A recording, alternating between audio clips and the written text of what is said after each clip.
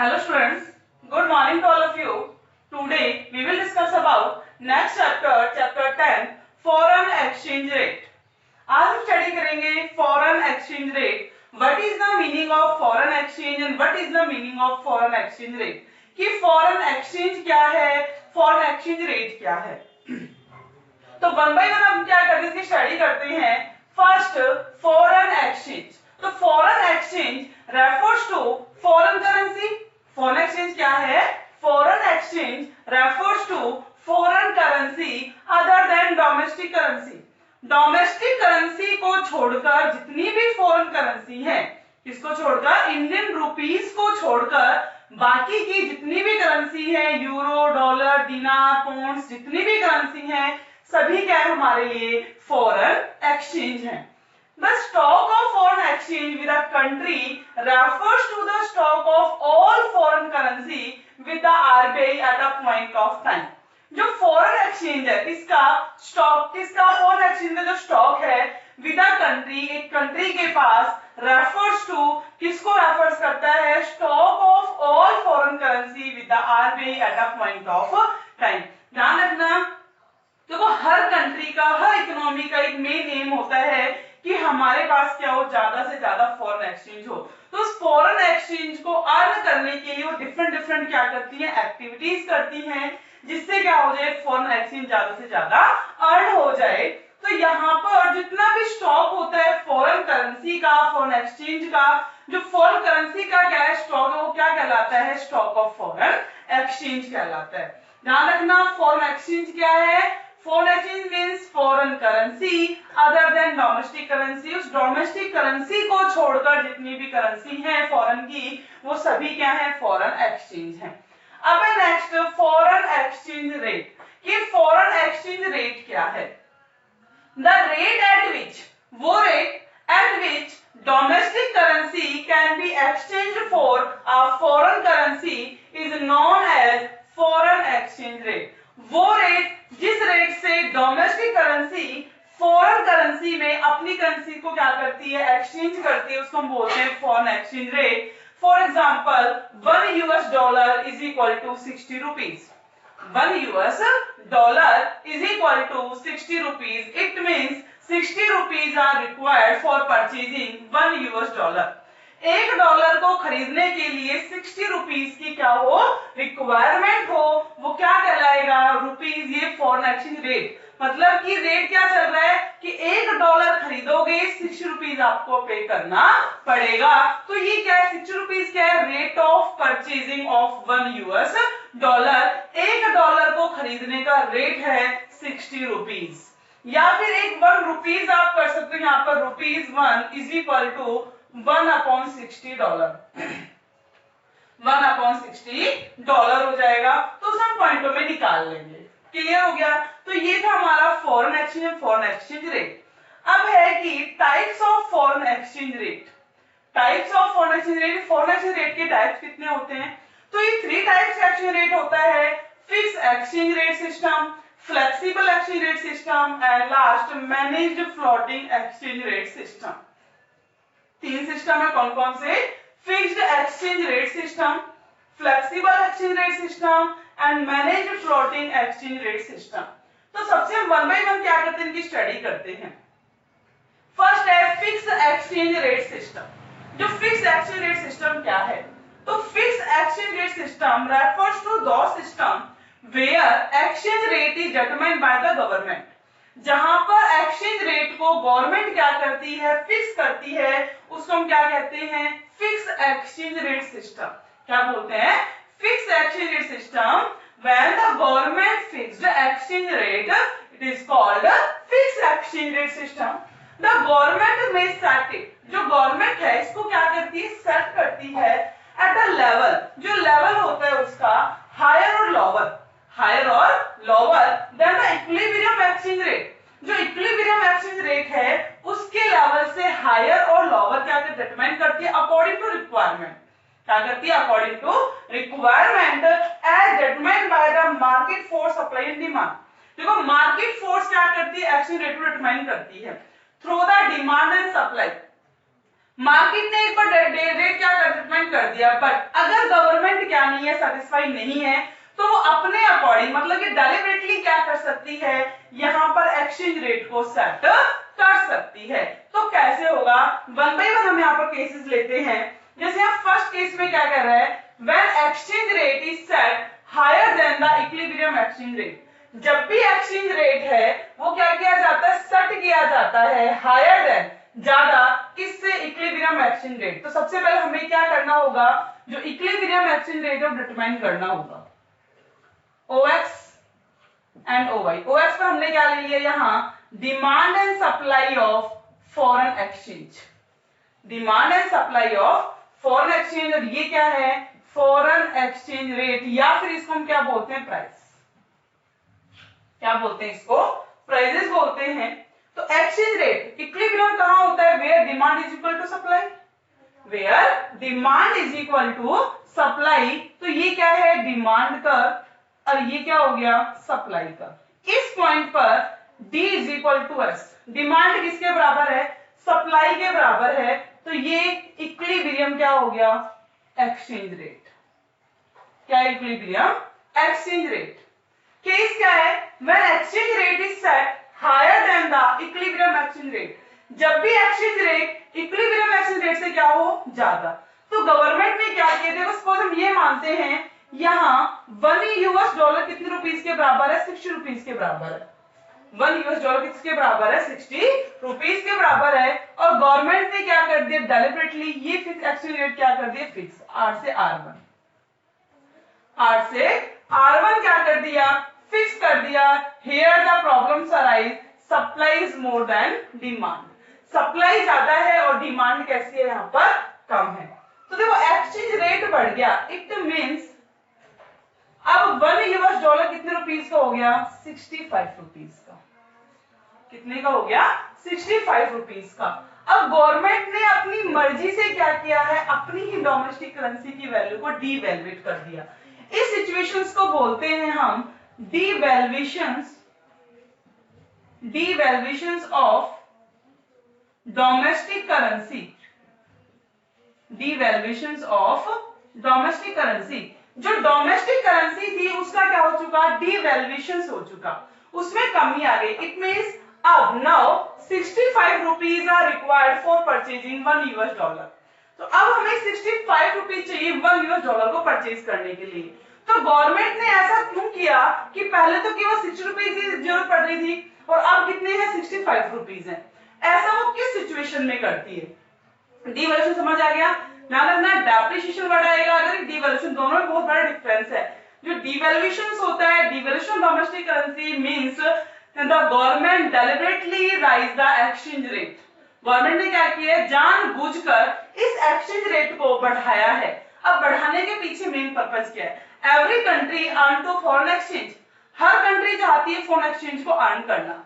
अगर हमारी गवर्नमेंट को ये लगता है कि हमारे पास फॉरेन एक्सचेंज का जो रिजर्व है वो कम हो रहा है, फॉरेन एक्सचेंज का रिजर्व क्या होता जा रहा है, कम होता जा रहा है, उस एक्सचेंज फॉरेन एक्सचेंज के रिजर्व को कैसे बढ़ाया जाए।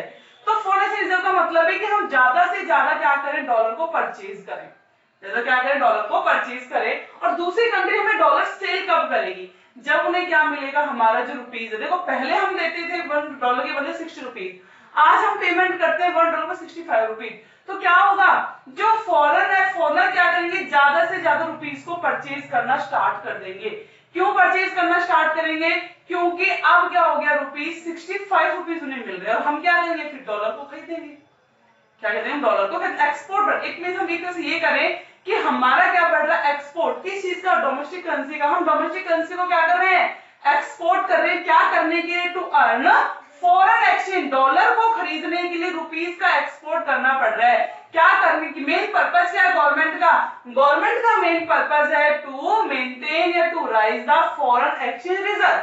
यहाँ उसका मेन पर्पस है फॉरेन एक्सचेंज रिजर्व को बढ़ाना, उस रिजर्व को बढ़ाना चाहती है जो किसी भी कारण से क्या हो चुका है, कम, और वो उसको बढ़ कब सकता है, यदि क्या वो एक्सचेंज रेट बढ़ जाए, एक्सचेंज रेट बढ़ेगा दूसरी कंट्री के लिए फायदा, उनके लिए फायदा होगा, तभी वो क्या करेंगे, यहाँ पर सेल करेंगे, और हम क्या, वो क्या करेंगे, यहाँ से परचेज करेंगे और हम क्या करेंगे, उसको सेल करेंगे। क्लियर हो गया। तो ये था डिवैल्यूएशन ऑफ डोमेस्टिक करेंसी। अब हम देखते हैं next, when exchange rate is set higher than the equilibrium exchange rate.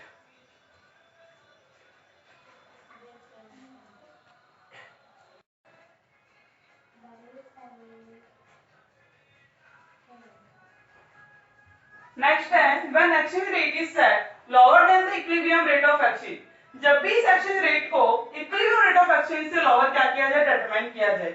Same situations होगी, यहाँ एक्सचेंज रेट क्या किया जा रहा है, फिक्स किया जा रहा है OX and OY, foreign exchange rate, और यहाँ demand and supply of foreign exchange. Demand का स्लोप डाउनवर्ड, सप्लाई का slope upward. This point demand intersect supply, तो demand is equal to supply equilibrium point। तो ये जो exchange rate है, ये क्या है, exchange rate है, ये क्या है, दोनों का बराबर है। डिमांड किसके बराबर है, सप्लाई के बराबर है। डिमांड किसके बराबर है, यहाँ सप्लाई के बराबर है। Demand is equal to supply. Exchange rate क्या हो गया, यहाँ पर डिटरमाइन किया जा रहा है जो कैसा है, lower than the equilibrium rate. तो लोअर इट मींस यहाँ हम ये कहें कि 1 यूएस डॉलर है वो कितने रुपीस के बराबर था, पहले 60 रुपीस के बराबर। 1 यूएस डॉलर किसके बराबर है, 60 रुपीस के। अब क्या करना है, गवर्नमेंट इस एक्सचेंज रेट को गिराना चाहती है, उसने कर दिया 55 रुपीस। 1 यूएस डॉलर किसके बराबर कर दिया, 65 रुपीस। तो यहाँ उसने क्या, यहाँ 60 रुपीस और यहाँ कितना कर दिया, 55। देखो जैसे ही क्या हुआ, 55 हुआ, तो क्या हुआ, demand is more than supply. Demand ज्यादा हो गई और सप्लाई कैसी है, कम। डिमांड ज्यादा है, सप्लाई कम है, तो यहाँ पर गवर्नमेंट ने क्या किया है, यहाँ रीवैल्यूएशन, इसको हम बोलते हैं revaluation of domestic currency. Domestic currency का रीवैल्यूएशन कर दिया। It means rise in price of domestic currency in relation to foreign exchange. Foreign exchange के रिलेशन में डोमेस्टिक करेंसी के क्या करती है, प्राइसेस को फॉल कर दिया, प्राइसेस को राइज कर दिया। तो हम इसको बोलते हैं रीवैल्यूएशन ऑफ डोमेस्टिक करेंसी। तो रीवैल्यूएशन, इसके पीछे मेन पर्पस क्या होता है गवर्नमेंट का, हमें देखना है इसके पीछे मेन पर्पस क्या होता है। देखो यहाँ प्रॉब्लम आ रही, demand is more than supply. Market में डिमांड तो बहुत ज्यादा हो, सभी लोग क्या करना चाहते, देखो डॉलर अब 55, पहले आ रहा था 60 रुपीज, आज कितने का आ रहा है, 55 रुपीज का आ रहा है। तो क्या करेंगे, ज्यादा से ज्यादा हम डिमांड करेंगे। हम क्या करेंगे, डिमांड करेंगे किसकी, यूएस डॉलर की, क्योंकि हमें सस्ता मिल रहा है। पहले 60 rupees money are paid to 60 rupees paid to purchasing for 1 US dollar. $1 के लिए 60 रुपीज की पेमेंट करनी पड़ती थी। आज हम पेमेंट कितने की कर रहे हैं, 55 की कर रहे हैं। तो हम क्या सोचेंगे कि जितना हो सके अभी यूएस डॉलर को परचेज कर लिया जाए, क्योंकि ये 55 रुपीज का हो गया। हमारी जो डोमेस्टिक करेंसी है, जो रुपीज है, उसकी जो वैल्यू वो क्या हो गई है, बढ़ गई है। तो इस टाइम जो सबसे ज्यादा हेल्पफुल कौन होती है, आरबीआई। पहले ही बता दिया था, RBI have the stock of foreign exchange. RBI के पास क्या होता है, स्टॉक ऑफ फॉरेन एक्सचेंज। अब आरबीआई बैंक क्या करेगी, धीरे धीरे फॉरेन एक्सचेंज का जो स्टॉक है उसको रिलीज करना स्टार्ट कर देती है, सप्लाई बढ़ा देती है। सप्लाई कितनी बढ़ाएगी, जब तक कि वो डिमांड के बराबर ना हो जाए। तो आप क्या करेंगे, वो सप्लाई, क्योंकि उसे लगता है कि उसे क्या करना, अर्न करना है, किसको, फॉरेन से मनी अर्न करनी है। तो हाई प्राइस, जैसे प्राइस बढ़ेंगे तो आरबीआई क्या करेगी, release the supply of foreign exchange, खुद से सप्लाई करना स्टार्ट कर देगी। और इससे क्या होगा, डिमांड हमारी जो बढ़ रही है, डिमांड को वो क्या कर जाएगी, मीट कर जाएगी। क्लियर हो गया। तो devaluations में क्या था, when the fall in price of domestic currency in relation to foreign currency, but ये किसके अकॉर्डिंग था, fix by the government. revaluations का मतलब है rise in price of domestic currency in relation to foreign exchange, in relation to foreign currency which is fixed by the government। इसको भी government fix कर रही है, यहाँ भी कौन फिक्स कर रही है, गवर्नमेंट। अब क्वेश्चन अराइज होता है कि हम यहाँ पर जो डीवैल्यूएशन तो किया है, ठीक है, कि यहाँ तो बेनिफिट है कि यहाँ डीवैल्यूएशन क्यों किया जाता है। हमारी जो गवर्नमेंट है ऐसा क्यों करती है कि अपनी ही डोमेस्टिक करेंसी की वैल्यू को गिरा देती है।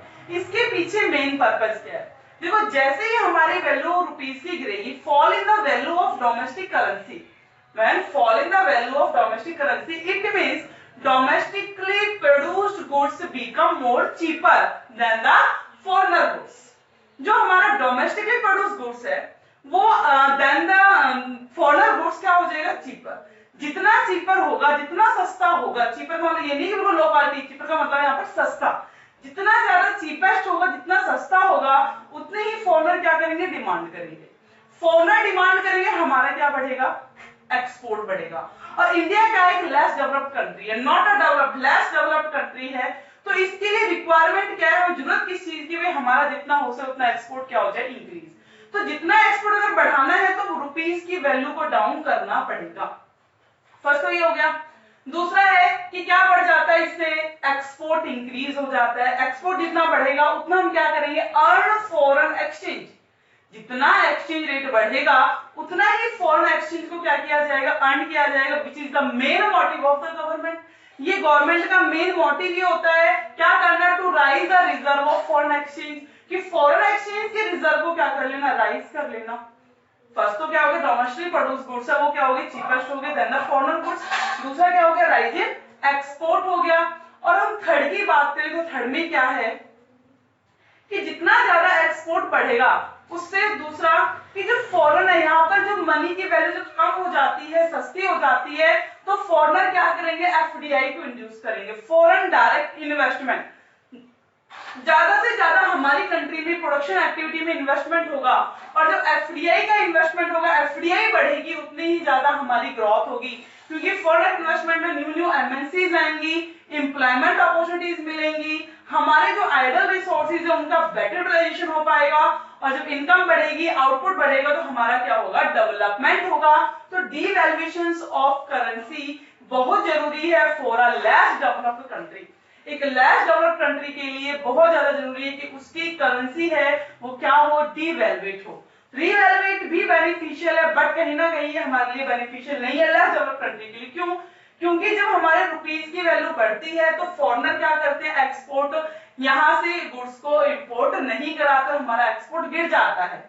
हमारा एक्सपोर्ट क्या हो जाता है, गिर जाता है. और दूसरा कि यहाँ पर जो डोमेस्टिक प्रोड्यूस गुड्स है वो सस्ता, वो महंगा हो जाएगा. तो कोई भी कंट्री, यहाँ पर इंटरनेशनल मनी मार्केट में प्राइस बढ़ गए तो कोई भी कंट्री हमारे प्रोडक्ट को परचेज करने के लिए रेडी नहीं होगी. और ना ही फॉरेन डायरेक्ट इन्वेस्टमेंट, जो इन्वेस्टमेंट होना है किसमें, प्रोडक्शन एक्टिविटी में, वो पॉसिबल है. तो इस वजह से बोला जाता है कि यहाँ पर डीवैल्यूएशन और रीवैल्यूएशन दोनों की ही सिचुएशंस में ये हमारे लिए क्या नहीं है, सुटेबल नहीं है. तो इनको भी क्या करना पड़ता है, गवर्नमेंट को मैनेज करना पड़ता है. जो मैंने लास्ट जो आपको एक्सचेंज रेट बताया था, manage floating exchange rate system, तो इंडिया में managed floating exchange rate system को ही अपनाया जाता है. क्लियर हो गया.